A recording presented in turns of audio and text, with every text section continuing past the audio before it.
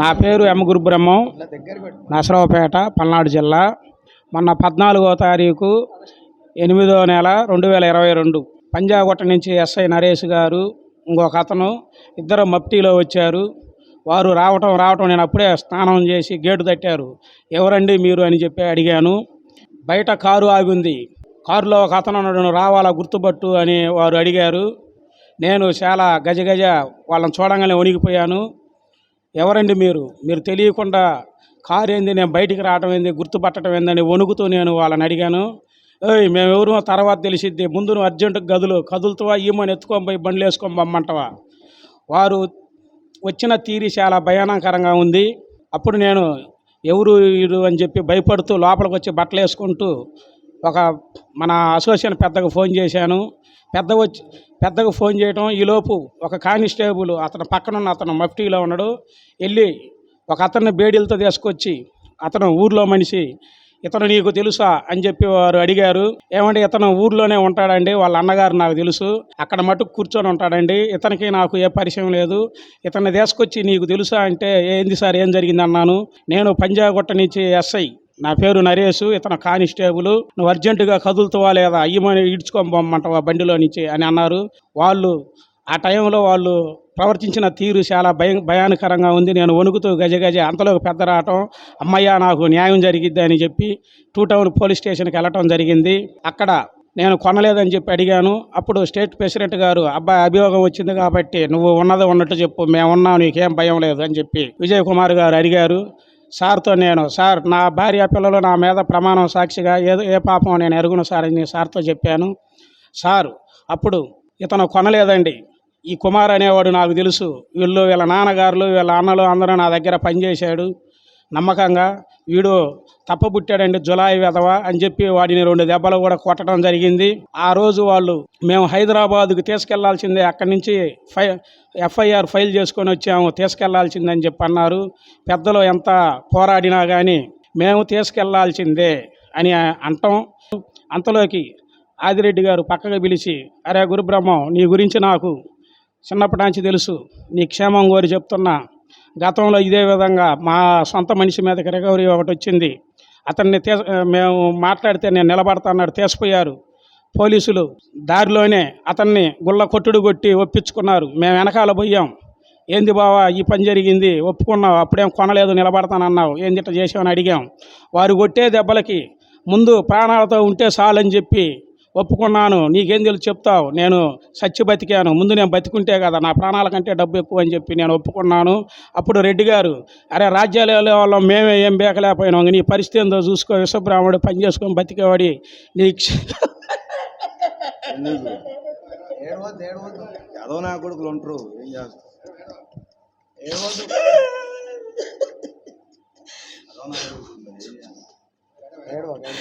ఇప్పుడు నీ పరిస్థితి ఏందిరా, మేమే ఏం బేకలేకపోయినాం అని చెప్పి రెడ్డి గారు నా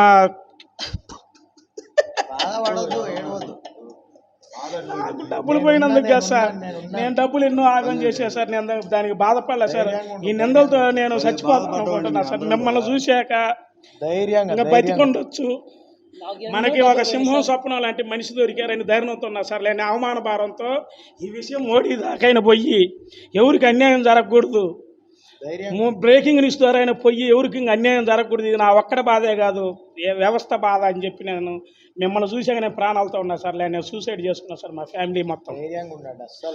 అప్పుడు ఆదిరెడ్డి గారు ఈ విధంగా అన్నారు. అప్పటికి నేను అన్నా, రెడ్డి గారు ఈ విధంగా మమ్మల్ని బలిపశువులు చేయడానికి కారణం నాకు అర్థమైందండి. స్టేట్ ప్రెసిడెంట్ గారు, మీరు ఇంతమంది ఉండి మరి నాకు న్యాయం చేయలేకపోతే ఈ అసోసియేషన్లో స్టేట్ ప్రెసిడెంట్ ఎన్ని దేనికండి, సన్మానాలు సప్పట్లక లేదా ఎమ్మెల్యే సీట్లు ఇస్తారని చెప్పా, నాకు న్యాయం చేయండి, నేను నిలబడతా రెడ్డి గారు, అవమానంతో నేను సావటం మేలు రెడ్డి గారు, ఇది నాకు డబ్బులు సమస్య కాదు, అవమానంతో నేను బతకలేను రెడ్డి గారు అని చెప్పి నేను రెడ్డి గారిని, లాయర్ గారిని ఎక్కడికే పిలిపించి కేసు ఫైల్ చేసి కోర్టుకు మేము అప్పచెప్తామని మీరు చెప్పండి, అప్పుడు ధైర్యంగా నేను ప్రాణాలతో ఉంటాను, నాకు ఈ అవమానం పడదు. లేని ఫాల్స్ కేసు లాయర్ గారి నుంచి ఇక్కడే కేసు కట్టించి కోర్టుకు చెప్తామంటే వాళ్ళు ఇక్కడి నుంచి ఇప్పుడే వెళ్ళిపోతారు. కోర్టుకు లేనిది పెడితే పోలీసుల్ని అప్పుడు కోర్టు దాకా కేసు బాదు, ఇది లేనిది వసూలు చేయడానికి మీరే అన్నారు. లేనిది కోర్టు దాకా తీసుకోరు, ఈ లోపే కొట్టు ఒప్పించుకుంటారు, కోర్టుకి పెడితే వాళ్ళ పరుగు బద్ది పెట్టరు.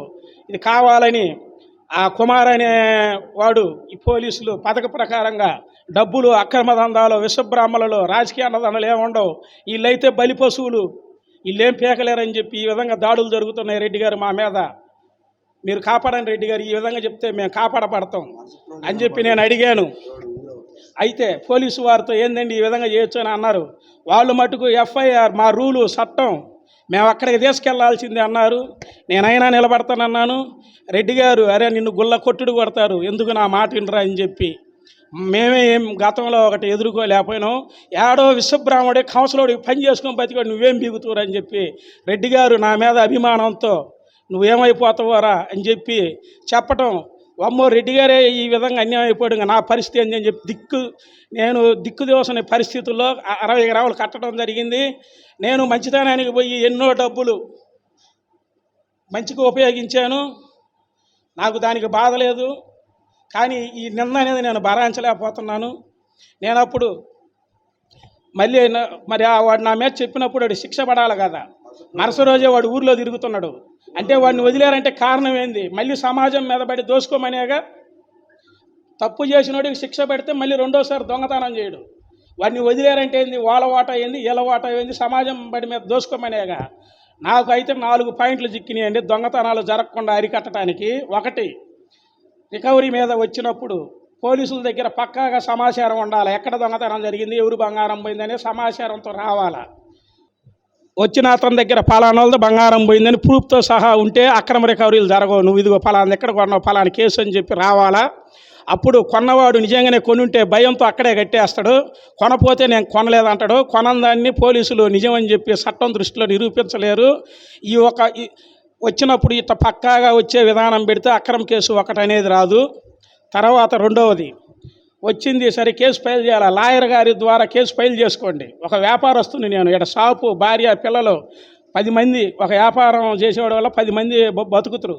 ఇట్లా బతికే వాళ్ళని బతకనిస్తే గవర్నమెంట్ వారికి ఆదాయం వచ్చి ఆ ఆదాయం ద్వారా పోలీస్ శాఖ వారికి కానీ ఎవరికన్నా కానీ లోకం మొత్తం బాగా లక్షణంగా నడిచింది. ఒకడు ఎదుగుతుంటే కొట్టుకొని ఈ విధంగా జరుగుతుంటే దేశం కరువు కాటకాలు వచ్చి అభివృద్ధి చెందదు. రక్షించాల్సిన వ్యవస్థ అయ్యా మాకు కష్టం వచ్చింది రక్షించండి అయ్యా అంటే వాళ్ళే భక్షిస్తుంటే ఇంకా మేము ఎవరికి పోయి చెప్పుకోవాలి. నేను రెండవది ఈ విధంగా అక్రమ కేసు వచ్చినప్పుడు రెండో పాయింట్ అండి, దొంగకి శిక్ష పడాలండి. శిక్ష పడి వాడు ఆధార్ కార్డుకి రెడ్ మార్కు పెట్టాలి. రెడ్ మార్కు పెడితే అప్పుడు ఆ దొంగ దగ్గర ఎవరు బంగారం కొనరు. నాకు తెలిసింది చెప్తున్నా అండి. మరి ఆ దొంగ బంగారం వదిలేస్తున్నారు, వదిలేకేంది వాళ్ళు దొంగతనాలు చేసుకోమనేగా. ఆ దొంగలు ఏం చేస్తారు, మళ్ళీ బంగారం వచ్చింది ప్రైవేటు సంస్థల్లో, బ్యాంకీల్లో మనమే తెలియకుండా వాళ్ళకి మీరే దొంగతనాలు సమాజం మీద చేసుకోండి అని ప్రోత్సహించి వాళ్ళ చేత బంగారాలు దోపిడీలు చేయించి రక్షించాల్సిన వ్యవస్థే కాపాడకపోవటం వల్ల వాళ్ళు బ్యాంకీల్లో బంగారాలు అవి పెడుతున్నారు. ఒక బ్యాంకీకి వాటికి పోయి వాళ్ళు రికవరీ చేయలేరండి. మళ్ళీ అదే బంగారం చట్ట ప్రకారంగా దోసుకోబడి అదే బంగారం ఇప్పుడు మళ్ళీ టీవీల్లో మనం చూస్తున్నాం, 1 నిమిషంలో బంగారం కొంటాం మీకు డబ్బులు ఇస్తామని. వాళ్ళని నేను తప్పు పట్టట్లే, వాళ్ళు చట్ట ప్రకారంగానే చేస్తున్నారు. కానీ చట్ట ప్రకారంగానే దొంగలకు లైసెన్స్ ఇచ్చి దొంగ వ్యాపారం చేపిస్తున్నట్టు గవర్నమెంట్ వ్యవస్థ చేస్తుందని తెలియకుండా తెలుసుకొని ఈ పాయింట్లు మార్చుకోవాలి. అదే బంగారం మళ్ళీ కార్పొరేట్ వాళ్ళు కొని మళ్ళీ అదే బంగారం వస్తువుల రూపంలో మళ్ళీ జనాల చేత కొనిపిస్తున్నారు.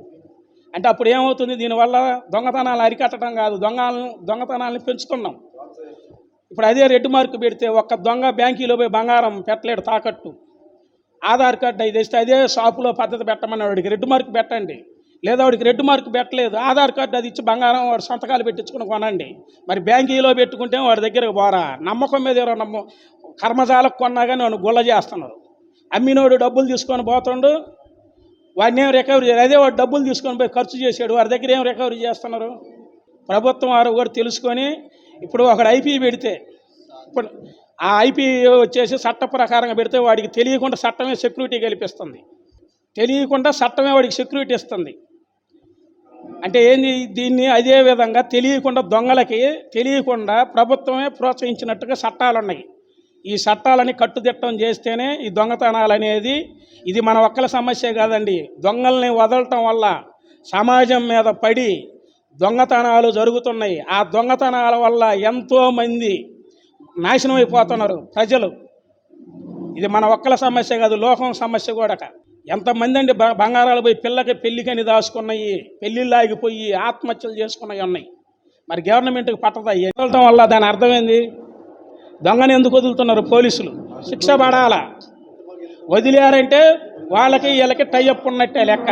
అక్రమ దందాలు జరుగుతున్నాయి. అదే దొంగకి శిక్ష పెడితే అక్రమ దందాలు జరగవు. విశ్వబ్రాహ్మణులు బలి పశువులు గారండి. మళ్ళీ ఒక పెద్దోళ్ళ దగ్గరికి లేని అక్రమ రికవరీ అనేది ఒక్కడ కూడా పోదండి. నిజంగా చెప్పినా అరే పెద్దోళ్ళు తేవారా మన ఉద్యోగాలు పోతాయి, కొన్నది నిజమా కాదా అని చెప్పి వెళ్తారు. కొంటే కొన్నామని చెప్పి వాళ్ళు కడతారు. అది బయటికి రాదండి విషయం. పెద్దోళ్ళకి చిన్నోళ్ళ మీద ఇవన్నీ జరిగాయి, వాళ్ళకి ఈ బాధలు వాళ్ళకి తెలియవండి. ఈ జరగటం వల్ల కూడా తెలియకుండా పెద్దోళ్ళకి ఉపయోగం ఏమంటే తెలియకుండా వాళ్ళకి తెలియకుండా. కానీ మనం ఈ ఇబ్బందులన్నీ తట్టుకోలేక ఈ కార్పొరేట్ సంస్థలు మనం జీవనం అనేది ఎంతో కష్టంగా ఈడుస్తున్నాం. ఈ అక్రమ కేసులు ఎన్ని వస్తే ఇంకా చిన్న చిన్న వాళ్ళు వ్యాపారాలు సాగించాలంటే సాగించలేరండి. నాకు గనక న్యాయం జరగకపోతే ఆంధ్రాలో ఉన్న 25 లక్షల విశ్వబ్రాహ్మణులు, తెలంగాణలో ఉన్న 23 లక్షల విశ్వబ్రాహ్మణుల సాక్షిగా మన రాష్ట్రంలో స్వర్ణకారులు ఎవరికి ఏ అన్యాయం జరగకూడదు. జరగకపోతే నాకు గనక న్యాయం ప్రభుత్వం వారి దృష్టికి వెళ్ళే విధంగా నేను నా షాపు కూడా ఎత్తేస్తానండి. నాకు న్యాయం జరిగిందే, అందరికీ న్యాయం జరిగింది, మంచి జరగాలని కోరుకుంటున్నా. ఈ విధంగా అక్రమ రికవరీలు చేస్తే వ్యాపారాలు చేయలేని పరిస్థితి. న్యాయం అవసరమైతే మేము మా కుటుంబం బ్రేకింగ్ న్యూస్ ద్వారా అయినా మోడీ గారి దాకా అయినా వెళ్ళి దీని గురించి చర్యలు తీసుకోవాలా, ఎవరు బలి కాకూడదని నేను కోరుకుంటున్నా సార్. ఓం విశ్వకర్మ సార్. తేదీన అన్యాయంగా ఉచితార్థంగా పోలీసు వాళ్ళు వచ్చి మీరు బంగారం కొన్నామని చెప్పి ఇంటికాడికి వచ్చి డ్రెస్సు లేకుండా భయపెడుతూ స్టేషన్కి తీసుకెళ్ళడం జరిగింది. ఇది జరిగిన తేదీ ఆగస్టు 14వ తారీఖున హైదరాబాద్ నుంచి సివిల్ డ్రెస్సులో వచ్చి ఒక దొంగను తీసుకొచ్చి పంజాగుట్ట స్టేషన్ నుంచి రావడం జరిగింది. మేము చేయలేదు సార్, మేము అటువంటి వాళ్ళం కాదని చెప్పినప్పటికీ కూడా, మేము కష్టపడి పని చేసుకుంటూ బతికే వాళ్ళం సార్ అని చెప్పినప్పటికీ కూడా వాళ్ళు భయపెట్టి మా చేత కట్టివ్వడం జరిగింది. దీనికి న్యాయం చేయవలసిందిగా కోరుచున్నాం. ఇటువంటి పరిస్థితి ఏ స్వర్ణకార సభ్యుడికి కూడా రాకూడదని కోరుకుంటున్నాం. అన్నదమ్ములుగా కష్టపడి పని చేసుకుంటున్న మేము, మాలో తెలిసి తెలియక కొంతమంది దొంగలు వాళ్ళు వచ్చి చేశారని చెప్తే భయపడుతూ కట్టే పరిస్థితి వస్తుంది. దీనికి గవర్నమెంట్ కూడా అండదండలు ఉండాలని చెప్పి ప్రతి ఒక్కరూ కూడా ధైర్యంగా పని చేసుకునేదానికి కూడా ఈ ప్రభుత్వం మీకు మేము అండగా ఉన్నామని చెప్పి చెప్పవలసిందిగా కోరుచున్నాం. ఈరోజు ఈ ఓం విశ్వకర్మ ఛానల్ తరపున అధినేత నరసింహాచారి గారు రావటం, నరసరావుపేట స్వర్ణకార సంఘం తరపున మా అందరికీ కూడా ఎంతో సంతోషంగా ఉంది. వారికి కూడా నరసరావుపేట స్వర్ణకార సంఘం తరపున మనస్ఫూర్తిగా అభినందనలు తెలియజేస్తున్నాం. వారు మాకు ఇచ్చిన ధైర్యాన్ని, మాకు ఇచ్చిన స్ఫూర్తిని ఏ ఒక్కరు కూడా ఎటువంటి మీకు పరిస్థితి ఎదురైనప్పటికీ కూడా చనిపోవద్దు, ఆత్మహత్యలు చేసుకోవద్దు. గతంలో కూడా మన స్వర్ణకారుడు ఆంధ్రప్రదేశ్లో ఇటువంటి పరిస్థితి వస్తే మనస్తాపం చెంది బిల్డింగ్ మీద దూకి చనిపోవడం కూడా జరిగింది. ప్రభుత్వం దీన్ని గుర్తించాలి. ఒక స్వర్ణకార సంఘ సోదరుడు కష్టపడి పనిచేయటం తెలుసు కానీ ఇటువంటి దొంగ బంగారాలు కొనటం తెలియదు. దీన్ని సాక్ష్యాధారాలతో నిరూపిస్తే తప్ప మీరు వచ్చి భయపెడితే మేము కట్టము.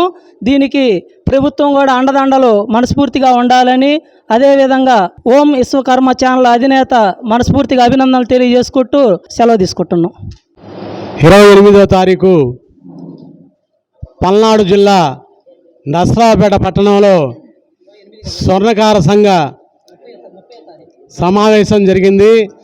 ఇందులో భాగంగా మన విశ్వకర్మ ఛానల్ తరఫున కొండోజి నరసింహాచారి గారు ఇచ్చేస్తున్నారు. మనకు పోలీసు బెడద నుంచి, రాష్ట్ర ప్రభుత్వం నుంచి సహకారాలతో మనకి ప్రతి ఒక్కరికి కూడా మన స్వర్ణకార సోదరులకు వస్తున్నటువంటి దొంగ బంగారం కేసులు, అదేవిధంగా కుటుంబ సమస్యలు, అదేవిధంగా కుటుంబానికి సంబంధించిన ఏ విషయాలైనా సరే మన ఛానల్ తరపున మనం పరిష్కరించుకుందాం. రాష్ట్ర ప్రభుత్వం దృష్టి తీసుకెళ్ళి మనం ఏదైనా పరిష్కారం చేసుకుందామంటూ మనకంటూ ఒక నాయకుడు విచ్చేసి ఉన్నారు, నరసింహాచారి గారు. వాళ్ళకి నరసరావుపేట పట్టణ స్వర్ణకార సంఘం వారు, నరసరావుపేట విశ్వబ్రాహ్మణ సంఘం వారు వారికి పేరు పేరున ధన్యవాదాలు తెలుపుకుంటూ నమస్కరించుకుంటున్నాం. ఇందులో భాగంగా వారి యొక్క సందేశాన్ని ఇవ్వాల్సిందిగా కోరుచూ ఉన్నాం. ఆంధ్రప్రదేశ్ పల్నాడు జిల్లా నరసరావుపేట పట్టణంలో మన స్వర్ణకార వృత్తి చేసుకునే సోదరుడు గురుబ్రహ్మం చారి దగ్గరికి హైదరాబాద్ నుంచి పోలీసు వాళ్ళు వచ్చి బంగారం కొనకున్నా కానీ నువ్వు బంగారం కొన్నావని చెప్పేసి పొద్దున వాళ్ళ ఇంటికి వెళ్ళి నువ్వు బంగారం కడతావా లేదా జీబ్లో కూర్చుంటావా అని చెప్పేసి భయపెట్టి 6 తులాల బంగారం వసూలు చేసినట్టుగా నా దృష్టికి రావడం జరిగింది. అట్టి విషయం పైన నరసరావుపేట పట్టణంలో స్వర్ణకార చైతన్య సదస్సు నిర్వహించడానికి ఈరోజు రావడం జరిగింది. చైతన్య సదస్సు నిర్వహించినాం. చైతన్య సదస్సు విజయవంతమైంది. గురు బ్రహ్మచారి దగ్గర ఏ పోలీస్ వాళ్ళైతే అక్రమంగా దొంగ బంగారం పేరు మీద బంగారం వసూలు చేశారో అట్టి ఎస్ఐ కానీ సిఐ కానీ అతని పైన డీజీపీ గారి దగ్గర కంప్లైంట్ చేయబోతా ఉన్నాం. దసరా తర్వాత బంగారం రిటర్న్ తీసుకొచ్చే ప్రయత్నం కూడా చేస్తాం. అట్టి ఎస్ఐ కానీ సిఐ కానీ అతన్ని సస్పెండ్ చేయించే వరకు వదిలిపెట్టాం. కొనని వ్యక్తుల దగ్గర అన్యాయంగా నిందలు వేస్తే వాళ్ళకు పరువు పోయింది మార్కెట్లో కాబట్టి పరువు నష్టం దాబా కూడా వేస్తాం, కేసు కూడా పెడతాం. డీజీపీ గారి దగ్గర కంప్లైంట్ చేస్తాం. అవసరం అనుకుంటే ఆంధ్రప్రదేశ్ ముఖ్యమంత్రి జగన్మోహన్ రెడ్డి గారి దృష్టికి కూడా తీసుకెళ్తాం. అక్కడ తెలంగాణలో డీజీపీ గారి దృష్టికి కూడా తీసుకెళ్తాం. ఎవరు కూడా అక్రమ దొంగ బంగారం కేసుల పేరు పైన పోలీసు వాళ్ళు వచ్చి భయపెడితే ఎవ్వరు కూడా భయపడొద్దు. ఎట్టి పరిస్థితుల్లో భయపడి బంగారాలు కట్టొద్దు. ఒకవేళ వాళ్ళంతా భయపెడితే 41 CRPA ప్రకారం నోటీసు సర్వ్ చేయమని చెప్పండి. ఏదున్నా కోర్టులో చూసుకుంటామని చెప్పండి. మీకు అండగా ఓం విశ్వకర్మ టీవీ ఛానల్ ఉంటుంది. ఎక్కడ ఎవరికి ఎలాంటి ఇబ్బంది వచ్చినా పోలీసు వాళ్ళు ఇబ్బంది పెట్టినా మన ఓం విశ్వకర్మ టీవీ ఛానల్ దృష్టికి తీసుకురండి. ఎల్లప్పుడూ మీకు అండగా ఉంటామని చెప్పి తెలియజేస్తా ఉన్నాం. మా ఫోన్ నెంబర్ కూడా ప్రతి ఒక్కరికి చెప్పినాం. ఎక్కడన్నా ఎవరికన్నా ఇబ్బంది ఏర్పడితే పోలీసు వాళ్ళు ఇబ్బంది పెట్టినా మన ఓం విశ్వకర్మ టీవీ ఛానల్ దృష్టికి తీసుకొచ్చి మాకు ఫోన్ చేసినట్టయితే మేము డీజీపీ గారి దృష్టికి తీసుకెళ్ళి వాళ్ళని సస్పెండ్ చేపిస్తామని చెప్పి తెలియజేస్తూ ఎవరికి కూడా భయపడొద్దు. ఏ పోలీసు వాళ్ళకు కూడా భయపడొద్దు. భయపెట్టడం వాళ్ళ లక్షణం, భయపడకపోవడం మన లక్షణం. భయపడితే పిల్లి కూడా భయపెడుతుంది. మనం కూసుంటే బస్తీ లీడర్ కూడా బస్తీ రౌడీ కూడా భయపెట్టి మన దగ్గర బంగారాలు వసూలు చేస్తాడు. కాబట్టి ఎట్టి పరిస్థితిలో భయపడకూడదు అని చెప్పి తెలియజేస్తూ ఈ అవకాశాన్ని ఇచ్చి ఇట్టి మీటింగ్కు హాజరైనటువంటి ప్రతి ఒక్కరికి ప్రత్యేకంగా పేరున ధన్యవాదాలు తెలియజేస్తున్నాం. జై విశ్వకర్మ.